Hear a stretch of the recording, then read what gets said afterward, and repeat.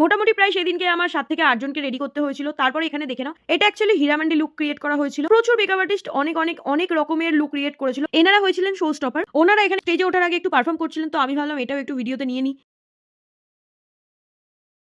এরপর এগুলো দেখতে দেখতে চলে গেছিলাম যেখানে প্রোগ্রাম হচ্ছিল। তো ওখানে গিয়ে দেখলাম প্রোগ্রাম তখনও স্টার্ট হয়নি। তারপরে গেছিলাম একটু ভিতরটা ঘুরে ফিরে দেখতে। ঘুরবো না ফিরবো না এটা তো হতে পারে না। তো এখানে এত সুন্দর জায়গাটাও তোমাদের দেখিয়ে দিই। আর সেখানে গিয়ে আমিও একটু নিজের ফটো ভিডিও করব না, এটা তো হবে না। তো ওখানে আমিও একটু নিজের ফটো ভিডিও অনেক করে নিয়েছি। তো এই যে এই ভিডিওর মধ্যে এডিট ফেডিট করে তোমরা এর আগেই ফেসবুকে দেখে নিয়েছো। তারপর আবার চলে আসলাম প্রোগ্রামের এখানে। তো এখানে খুব সুন্দর প্রোগ্রাম হয়েছে, ফটো ভিডিও করেছিলাম। জানি না কোথায় চলে গেছে আমার ফোন থেকে। তো হয়ে গেল অনেক হাসি মজা ইয়ার্কি কাজকর্ম। এবার চলে আসার পালা ছিল বাড়ি। ওখান থেকে বেরিয়ে প্রায় 1 ঘন্টার পর ঘন্টা দাঁড়িয়ে থাকতে হয়েছিল গাড়ির জন্য। আসলে ক্যাব বুক করা হচ্ছিল আর ক্যান্সেল হচ্ছিল। লাস্টে খুবই টেনশনে পড়ে গেছিলাম, ভাবতে পারিনি যে ক্যাব পাবো। তো ফাইনালি আমরা সেদিনকে ক্যাব পেয়ে গেছি। এরপর তো রিল্যাক্সে গান শুনতে শুনতে বাড়ি আসলাম। দিনটা খুবই ভালো কেটেছে। এইরকমই আরো অনেক ভিডিও পেতে চ্যানেলটিকে সাবস্ক্রাইব করে দিও, আর ফেসবুক থেকে দেখলে পেজটিকে ফলো করে দিও।